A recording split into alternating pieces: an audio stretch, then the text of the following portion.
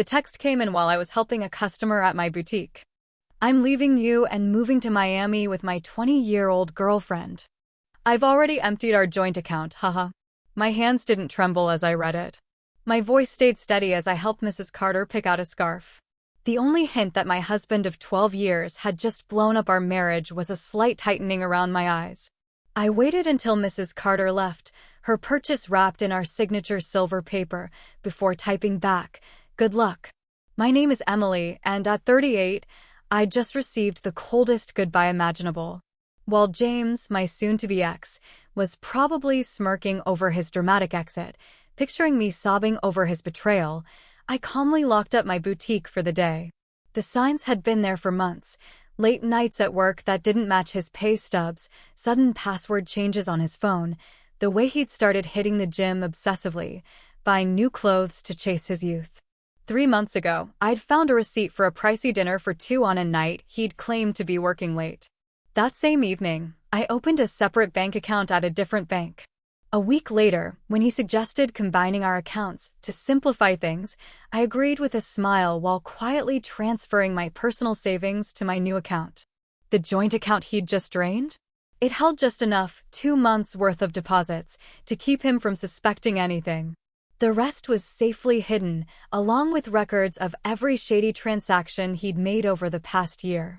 My phone buzzed again. "Don't bother begging. Jessica and I leave tomorrow. I'll send for my stuff later." Jessica, the new receptionist at his office. I'd met her at the company Christmas party, noticed her loud laughs at James's jokes, the way she touched his arm when she thought no one saw. She was young enough to be his daughter, naive enough to think she was special. I didn't reply. Instead, I called my lawyer, Sarah, whom I'd consulted 2 months ago after spotting hotel charges on our credit card statement. "It's time," I said. "He just made his move." "The papers are ready," Sarah replied. "I'll file them tomorrow." "Want him served in Miami?" "No rush," I said. "Let him think he's won." Another text from James. "I know this must be hard for you. You're not getting any younger. At least you have your little shop to keep you busy." My little shop, the thriving boutique I'd built from nothing, the one that out-earned his mid-level management job, the one whose profits I'd kept separate from our joint finances. I smiled, picturing the certified letters awaiting him in Miami. Let him enjoy his moment.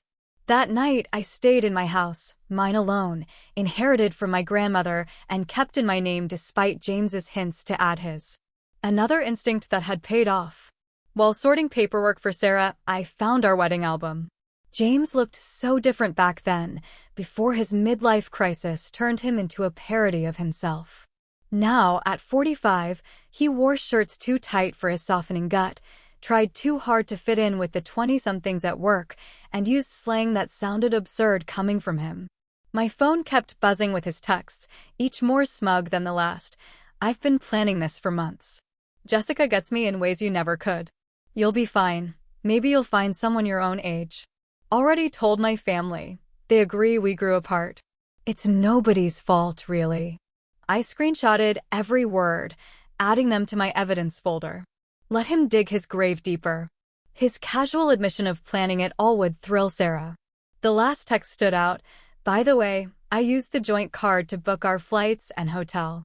Consider it my parting gift, LOL." Perfect. I called the credit card company. "Mrs. Thompson speaking. I need to report fraudulent charges and cancel a card immediately." "Of course, ma'am. Can you identify the charges?" 2 first-class tickets to Miami booked today, hotel charges at the Royal Palm. And remove my husband as an authorized user. Do you have documentation of the fraud? Text messages from him admitting he used our joint card for travel with his girlfriend after emptying our account. I'll forward them. The representative's tone held a hint of glee as she canceled the charges. James and Jessica would arrive at the airport tomorrow to find their tickets void, their hotel reservation gone. Another buzz. "Don't worry about the house. I'll let you stay there until you find something smaller." I laughed out loud. Did he really think he had any claim to my grandmother's house? Had his ego ballooned so much he'd forgotten whose name was on the deed? Another text. "And I know the shop means a lot to you. We can work out a fair payment for your half." My half of my business, the one I'd built, funded, and grown while he griped about my long hours and called it a hobby. I poured a glass of wine, the good stuff I'd saved for a special occasion. This counted. Morning brought furious texts from James. What the hell did you do to our credit card? The airline won't honor our tickets. The hotel canceled. I silenced my phone and headed to the boutique. Fridays were our busiest day, and I had a shipment of designer handbags to unpack. Life went on, even when your husband ran off with a receptionist half his age. Around noon, his mother, Barbara, called.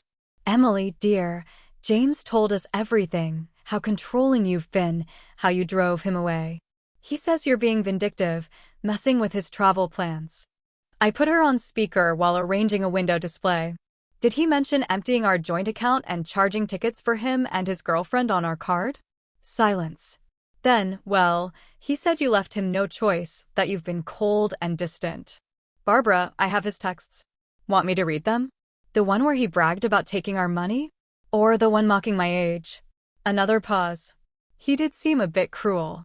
I told him that text was inappropriate. I appreciate the call, Barbara, but my lawyer advised minimal contact with James's family during the proceedings. Proceedings already? Goodbye, Emily. By afternoon, James's sister, Rachel, was spreading family gossip through mutual friends. Apparently, James and Jessica were stuck at a budget motel near the airport. Their Miami dream stalled. He'd tried his personal cards, but they'd been maxed out for months, another red flag I'd noted. Sarah called with an update, emergency hearing set for Monday. With his texts admitting he emptied the account and the credit card fraud, we're solid to freeze all remaining assets. Has he been served yet? Not yet, but he'll get the papers at his motel. Speaking of which, Jessica's social media is gold. She's posting about their adventure, including some choice digs at me. I smiled, thinking of my own evidence. A year of suspicious charges, hotel receipts, and texts proving premeditation. James had been so caught up in his escape he never noticed me watching.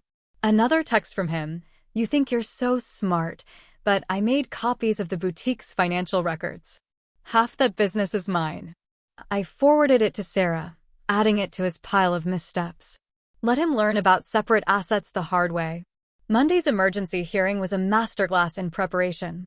James showed up in his youthful wardrobe, tight designer jeans, a blazer screaming midlife crisis. Jessica waited outside, her youth stark under the courthouse lights. Sarah laid out our case, James's gleeful text about the account, the credit card fraud, a history of hidden expenses, all meticulously documented.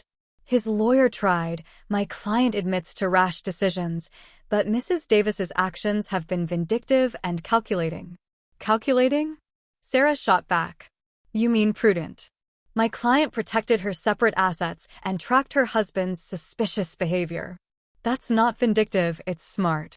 The judge reviewed my evidence, the house deed in my name, the boutique's incorporation papers, the strict separation of finances James had always mocked. Mr. Davis, the judge said, you admitted via text to emptying a joint account and using shared credit cards for a trip with your girlfriend. Do you deny this? James squirmed. I was just trying to make a clean break. By committing financial fraud? The judge raised an eyebrow. And now you claim rights to property clearly separate from marital assets? The business grew during our marriage, his lawyer interjected. It was established before, Sarah countered, and Emily kept business and personal finances separate. We have every penny accounted for. I watched James's face as reality hit. He thought this would be simple. Drain the account, run off with Jessica, maybe take half my business. He'd never grasped why I kept things separate, had laughed at my obsessive bookkeeping. The judge ruled, all shared assets are frozen pending final dissolution. Mr. Davis must return the funds removed from the joint account within 24 hours. But that money's gone. James blurted. We spent it on. Then replace it, the judge snapped. The court doesn't look kindly on using shared credit cards to fund escapades with a paramour. Outside, I heard Jessica ask about their Miami plans. James's reply was drowned out by my heels clicking across the marble floor, heading back to the business he'd never respected. Over the next few weeks, James flailed.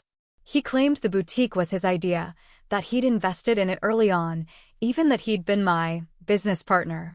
My records disproved it all. He's desperate, Sarah noted. Jessica's social media shows they're in her studio apartment now. A receptionist's salary isn't the glamorous escape he pictured. His family's tone shifted. Rachel admitted, "We believed him at first. He played the victim so well. But after seeing his texts, how he bragged about taking your money.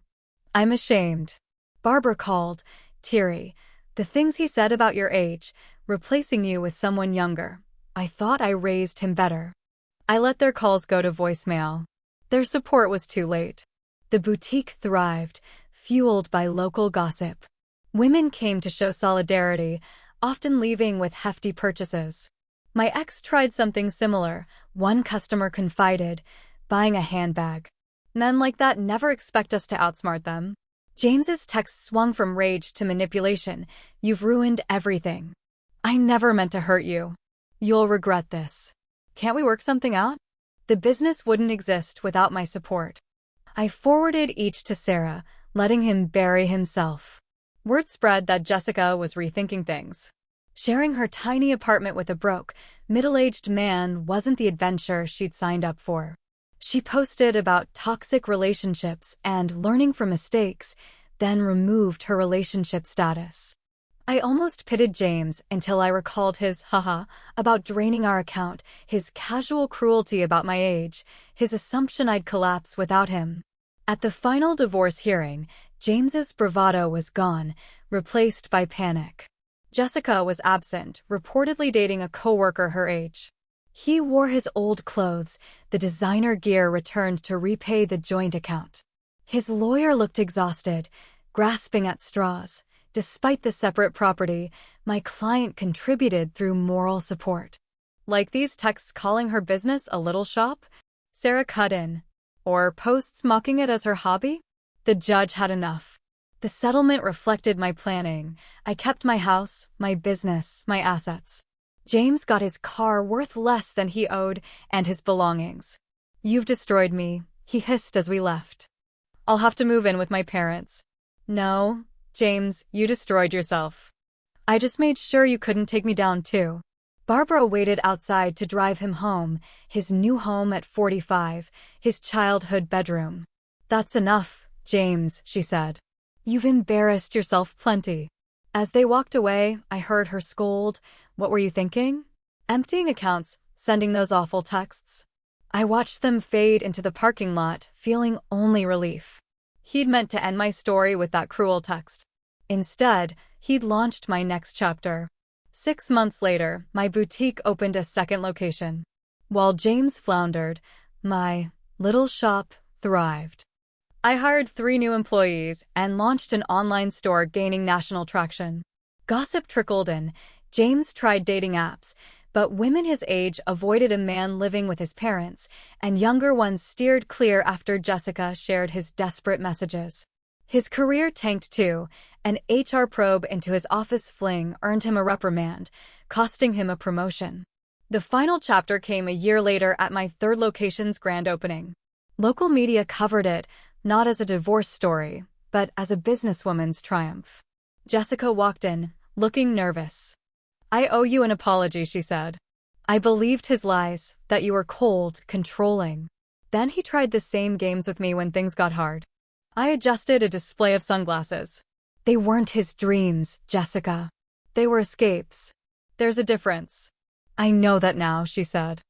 "I'm with someone my age, building something real." After she left, I smiled. My boutique wasn't just a business, it was proof of resilience. 2 years on, I spoke at a women's business conference about protecting assets. My ex called it paranoia, I told the crowd. Right until he tried to take half my business. The chain grew to 5 locations, employing 30 people, featured in national magazines. James? Living above a garage, working a dead-end job after his company downsized. His cruel text hung framed in my office, a reminder not of pain, but of victory.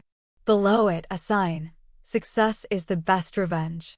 At my flagship store's 5-year anniversary, Barbara approached me. James still talks about his glory days, the life he could have had. He doesn't see he threw it away. I nodded, then turned to help a new employee with inventory. My reflection in the window showed not a woman aging, but one thriving, wiser, stronger, unstoppable. James's text hadn't meant to break me. Instead, it built me.